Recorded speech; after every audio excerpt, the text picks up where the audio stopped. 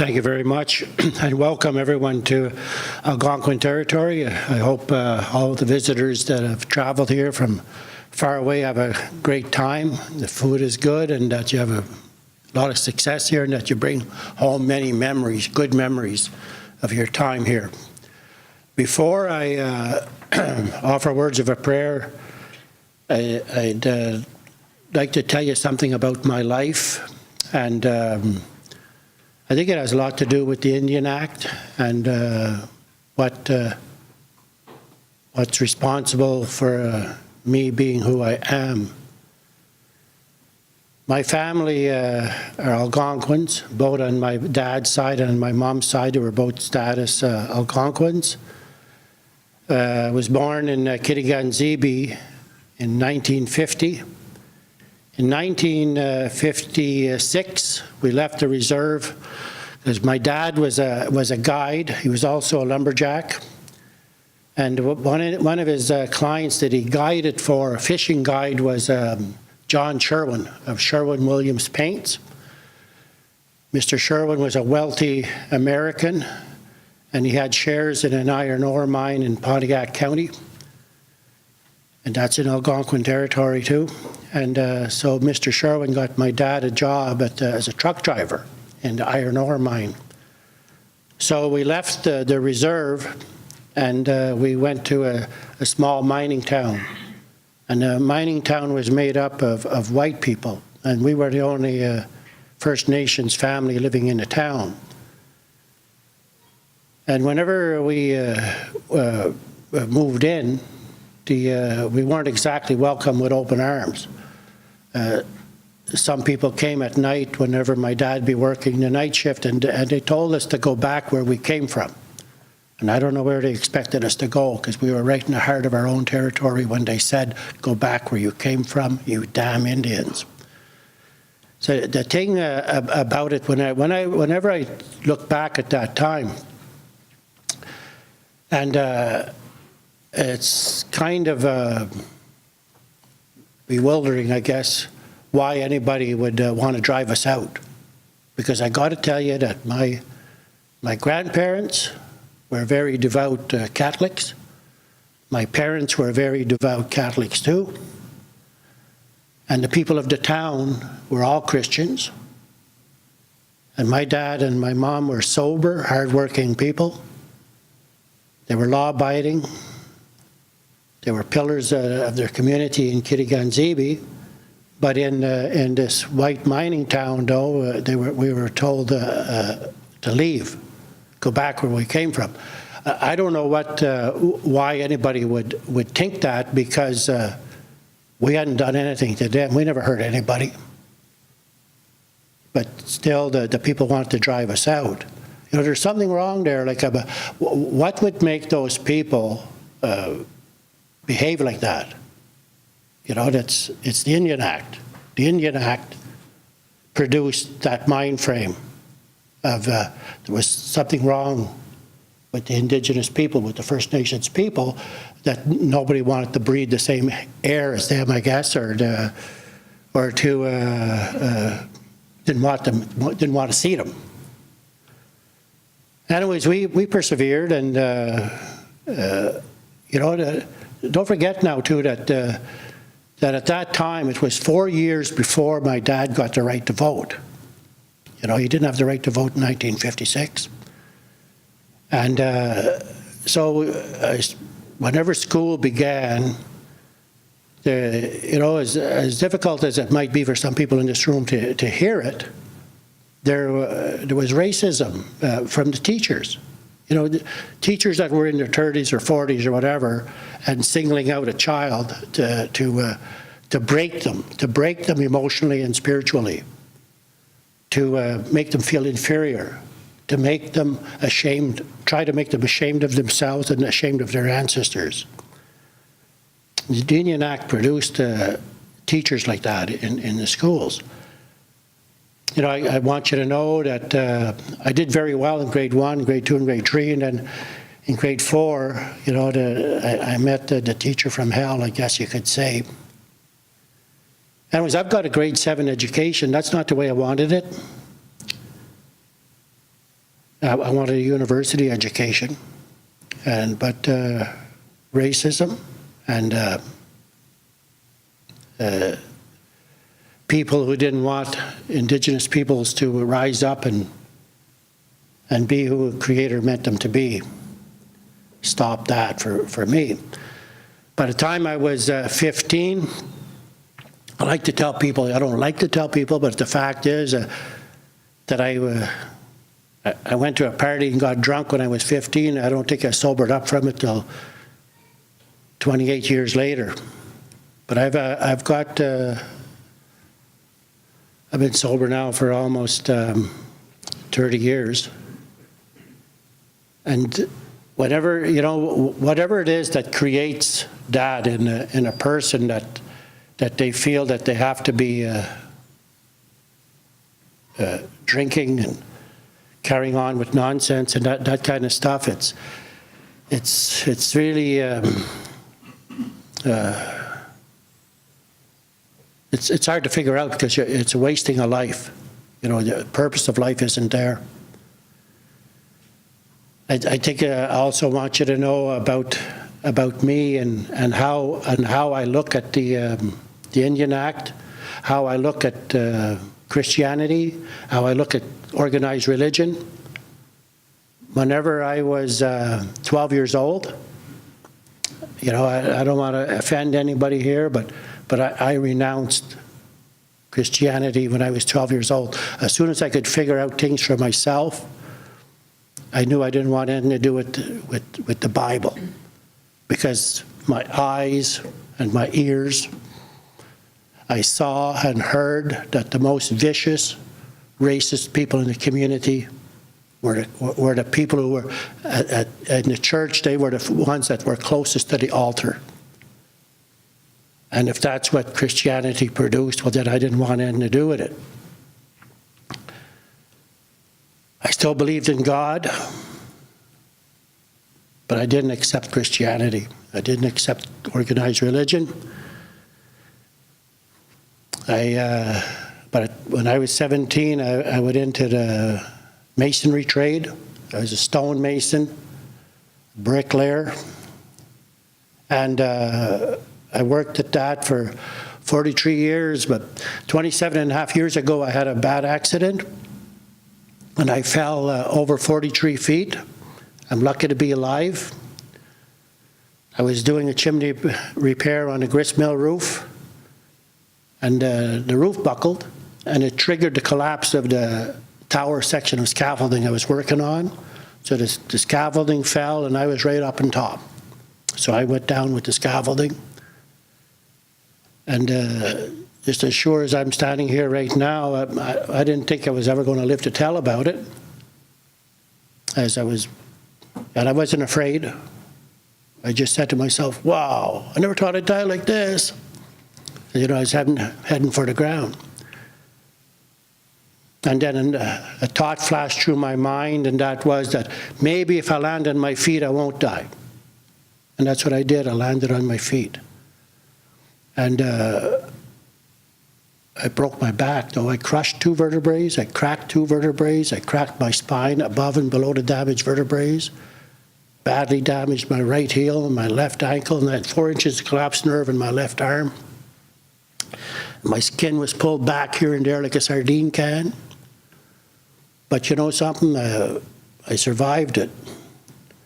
Somebody came and seen me at the hospital, a witness, and he said it looked like you were trying to fly because my arms were moving so much to keep my body in a position so I'd land on my feet. And I need you to know that my left arm was paralyzed, and the doctor said my left arm would never recover. And it did. If I would have believed the doctor, though, it never would have. The Indian Act stole so much from us. Like our ways of medicine, our understanding about what is spirituality, and that whenever somebody dies, that unconditional love and support is not gone, that you can access it, because that's what I did. I wasn't worried about my back because I was moving, I was walking. Like, I live with chronic pain. Like I'm standing here right now, but my back is sore, and that's the way it's been since my accident, and that's the way it's going to be until I take my last breath, but you'll never hear me cry about it. I won't let pain rob me of a life. But whenever my arm didn't move, though, I was concerned about that. And that's what I did, you know. I called upon a relative in the spirit world who knew medicine to come and doctor my arm. And, you know, a few weeks after I did a ceremony like that, my fingertips started to move. And the nerve specialist at the Civic Hospital, Dr. Preston, said, well, yeah, I told him what I did. I said, I summoned the doctoring of a relative in the spirit world. And Dr. Preston said to me, well, that relative of yours could walk on water. And I said to him, I says, well, maybe he or she did in February when the lake was froze over. But that was the only time. Because, you know, it's not like they were something special or like a saint or anything like that. They had unconditional love and support for me. And they did for me in the spirit world what had to be done so that to doctor my arm. You know, these ways, people say they're lost, but they're not lost. The Indian Act did everything possible for us to lose these ways. You know, our languages, like my father couldn't vote until 1960. I don't know if the Canadian flag as it is there now, I guess it was 1963 or 1964, I think, when we got, whenever the Union Jack disappeared and we got the Canadian flag. You know something about the right to vote? You know, you can really limber up after you have the right to vote. There's not too much you can do whenever you don't vote. Nobody respects you. You can't do nothing without the right to vote. And whenever we got the right to vote, a lot of things started to change. You know, like it was different. Different things started in 1960. People forget that the American Indian movement had its origins in Canada as Red Power movement. And it crossed over to the border in the United States and became the American Indian movement. But it's the American Indian movement, though, that was really brought the big drum back to Canada.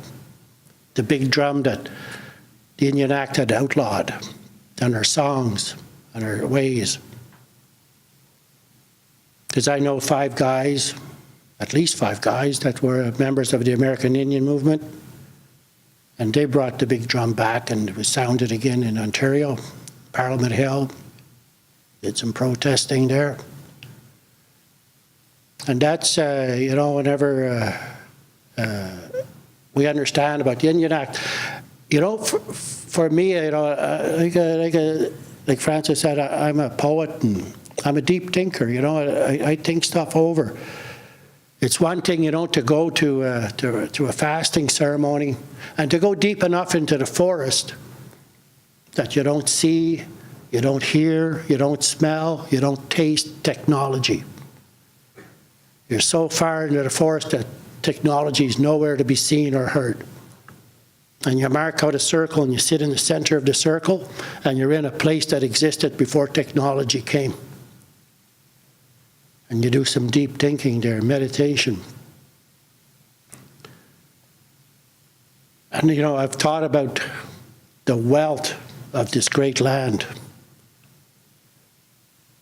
You know, wherever there's birds on this planet, you're not going to find greater birds than we have here. There's no greater birds than the bald eagle or the golden eagle or the loon or the Canada goose. Wherever there's bears, there's no greater bears than we have here, the grizzly bear and the polar bear. Wherever there's fish, there's no greater fish than the pickerel or the sturgeon. There's no greater of anything. There's no greater rivers. There's no greater lakes. There's no greater mountains as far as I'm concerned. The greatest of the great is here. Creator put the greatest of the greatest things on the planet on Turtle Island, and everybody knows that. And I believe that Creator put the greatest human beings here too. You know, am I wrong to think that? Because Creator wouldn't put second or third rate human beings here with all these other great things. But whenever other people came here from another part of the planet, and they saw how rich the land was, because nobody else brought the oil here, or the gold, or the timber. These things were already here. Those rivers that produce so much hydro, they were already here. The greatness, the wealth, the resources of this country was already here. And whenever people came here from Europe, they wanted it for themselves. And that's why the Indian Act came. And that's why residential schools came. It was all geared to destroy us and push us out of the road. Just the other day, I called a radio station in Ottawa because they were talking about Sir John A. Macdonald and why his name should be removed or not removed from schools.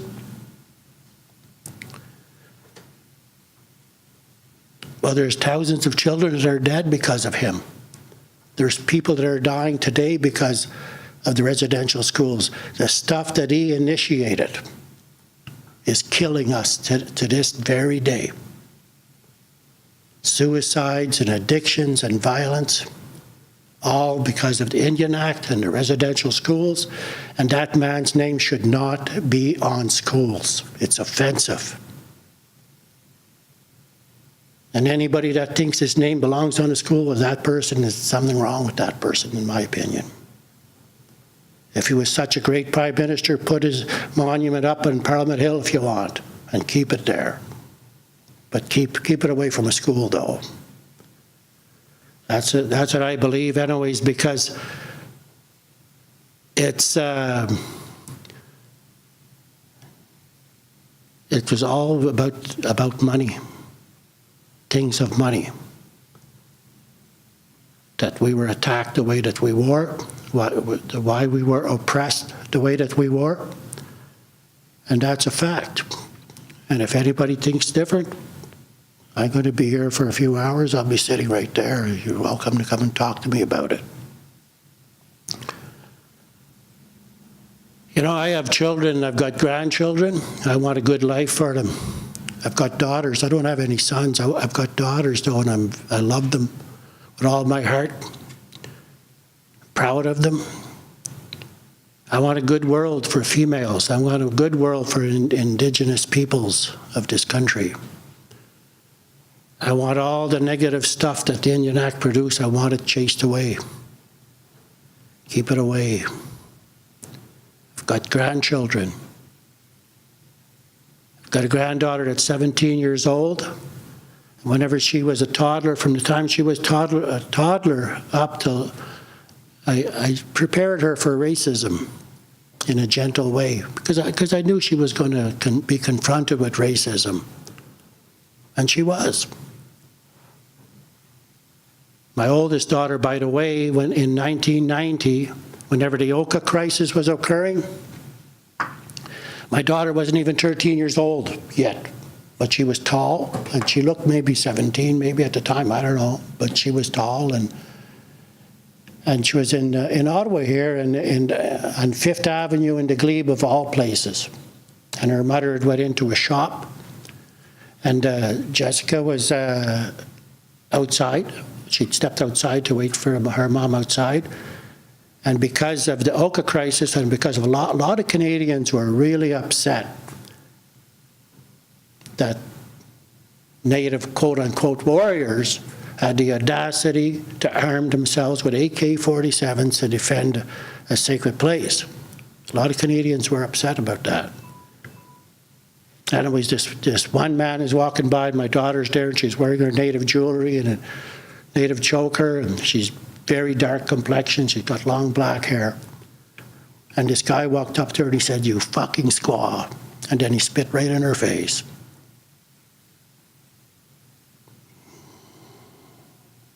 You know, what produces somebody like that? That night when I found out about it, I said to my daughter, "How do you feel about what happened?" She says, "I'm just sad that there's people like that in the world."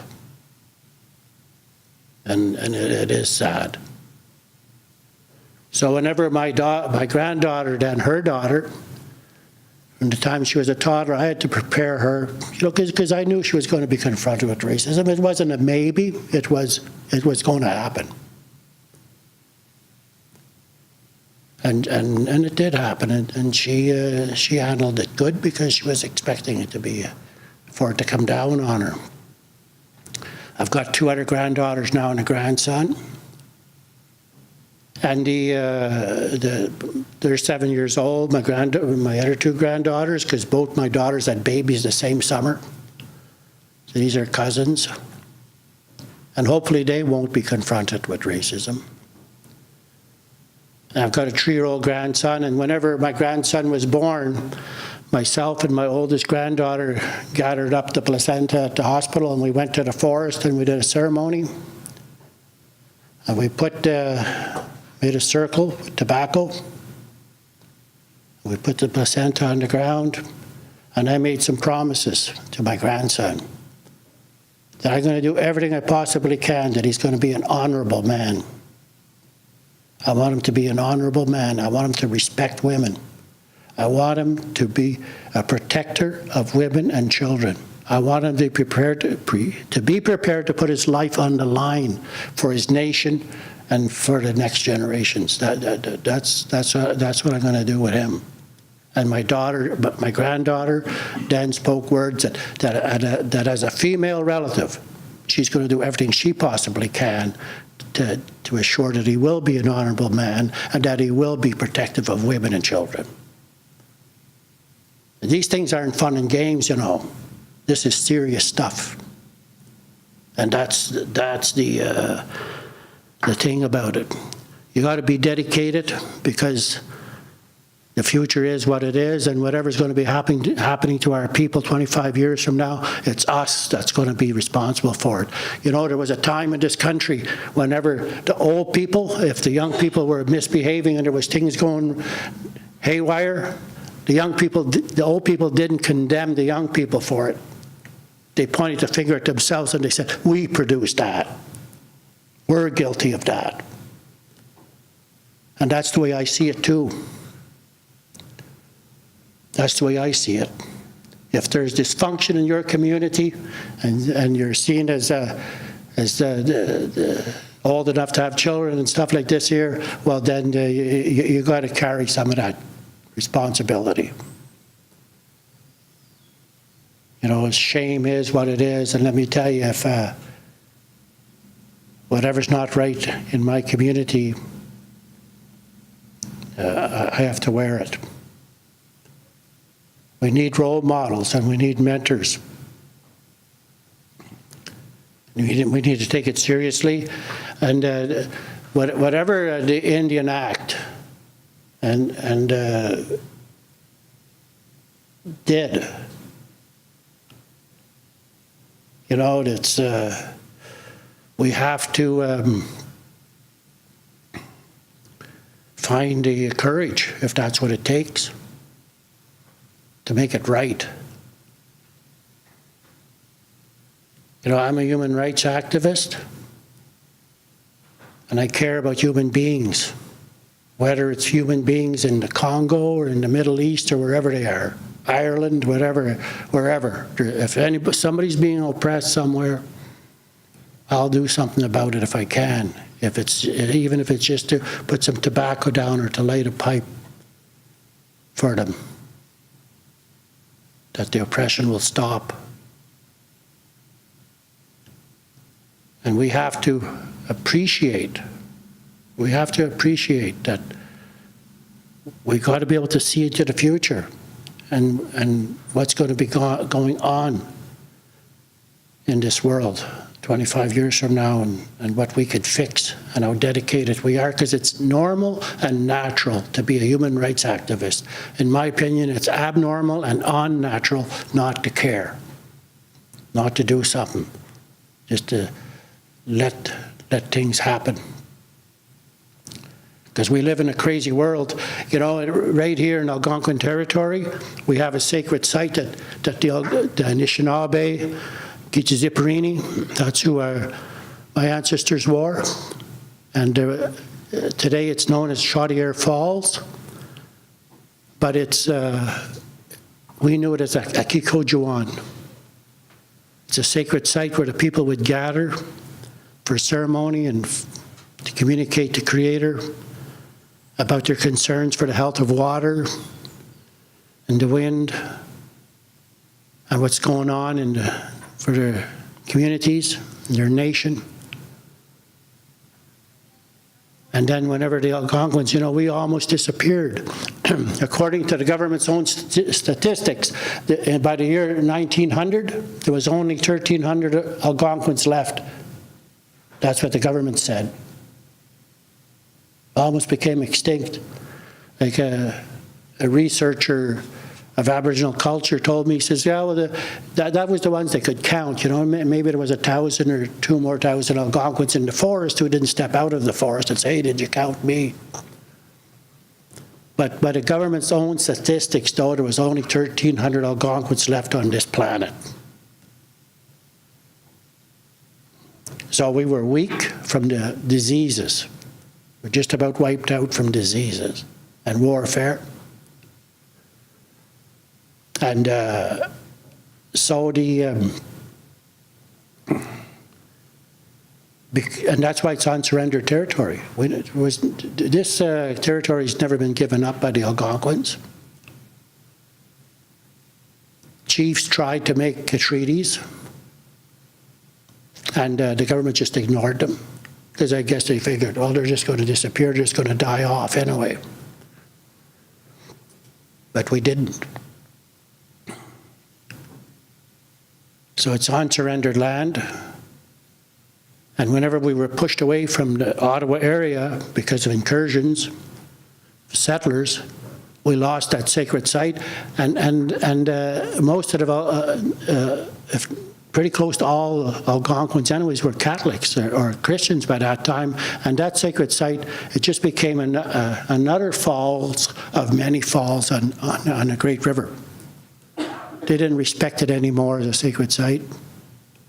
But today, though, these ways here are being revived.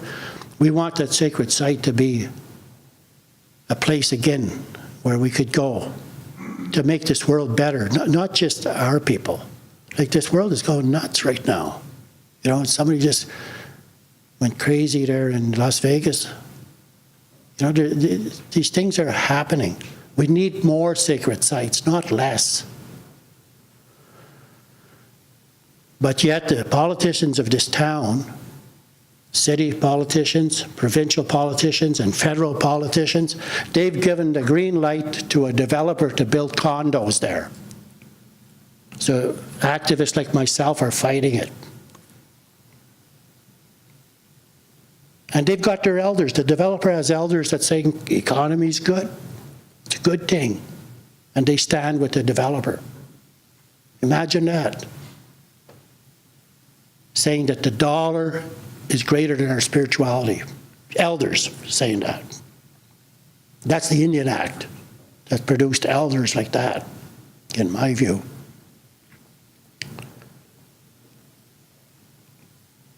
So we have to take it seriously. If you're here to do some work about fixing the Indian Act, I hope you do it right. I hope you take your time, be dedicated and committed to it. Just keeping your grandchild, put the face of your grandchild in front of you every time you're sitting at a meeting, and see what maybe you'll take it a little bit more seriously, I don't know. I'm going to offer words of a prayer now. You know, everything began with a prayer of some kind and ended with a feast long ago. You know, people, somebody said one day, you know, oh, well, we didn't pray. Well, okay, whatever we did, you know, it was a communication that occurred between the physical and the spiritual, whatever you call it. I don't know, I call it a prayer anyway. You know, I do my fasting ceremonies every October and every May. And one time I went up to Temagami First Nations in Northern Ontario to join them in a fasting ceremony. That was my first time on that reserve. And when, so because I'd never been there before, and the island, the Temagami First Nations Reserve is an island called Bear Island. What you do is you taxi over in a boat, and then you're on the reserve if you don't have a boat yourself. So I went over there, and all I knew is that the people that were going to be fasting were going to be meeting at the community hall, they said. So I didn't know where the community hall was. So I'm walking down this dirt road, and I decided I'd knock on somebody's door and ask them where the community hall was. And I knocked on the door, and this old man came to the door. And his name was Bill Twain. And Bill Twain was a Second World War veteran. And he told me he was having a bad day that day because he still had shrapnel in his knee from a wound in the front lines in the Second World War. Whenever he'd went over to Europe to fight for freedom and democracy and to stop the oppression of people over there. You know something? Our people were courageous in those wars, First World War, the Second World War. They were courageous, they were in the front lines. A lot of them were killed. But nobody had to go over to Europe to fight for freedom and democracy, because we weren't free. My father used to have to go to an Indian agent and get permission, a document from an Indian agent to leave the reserve to go to work in a lumber camp. You know, there was no democracy for us till 1960. You know, the war ended in 1945. Anyway, Bill Twain was, that's how I met Bill Twain that day. And Bill Twain wasn't really regarded as an elder, you know, as we see elders today, you know, performing ceremonies and stuff like that. Bill Twain didn't perform ceremonies, but he had this prayer that he said often. So it's a prayer that, it's a real prayer. And it's from Bill Twain. He's been gone a long time now. And you know something about prayer? It's not something we're expected to do after a doctor tells us that we've been stricken with cancer. Or a doctor tells us that your son or your daughter has been stricken with some kind of deadly illness.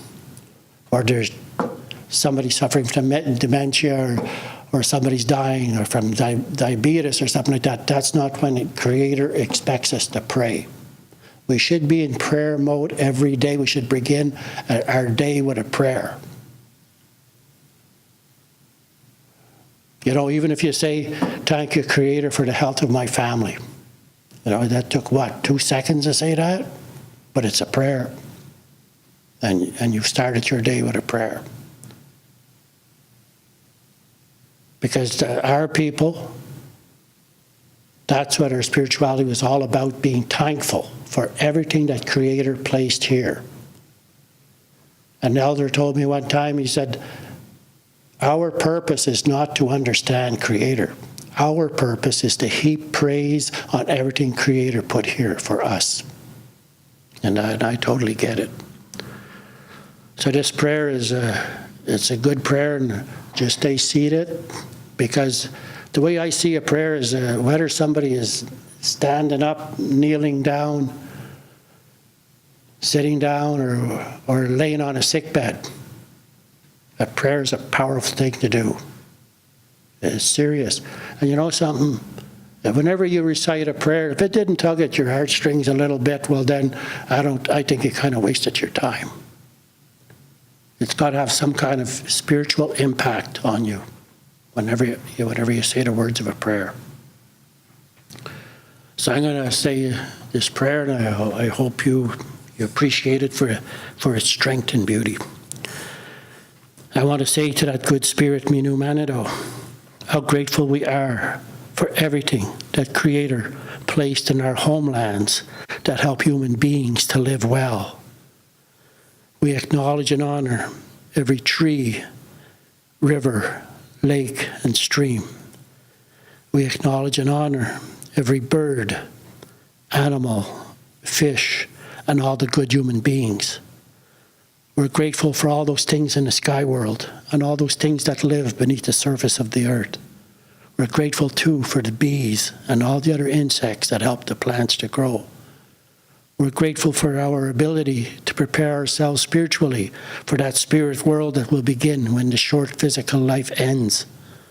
We're grateful for our ability to bring peace and comfort to one another during times of troubles and times of anguish.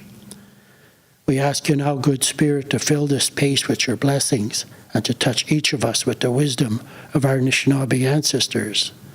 We ask that there will be good words spoken at this meeting, strong words that will impact all of us emotionally and spiritually. We ask for blessings for these people who traveled here from far away territories. We ask that if there's anybody here who has a relative who's suffering somehow, whether from things of addiction or from depression or some kind of physical sickness, we ask that that relative will have a good day today and recover soon and return to the family as a role model and as a mentor.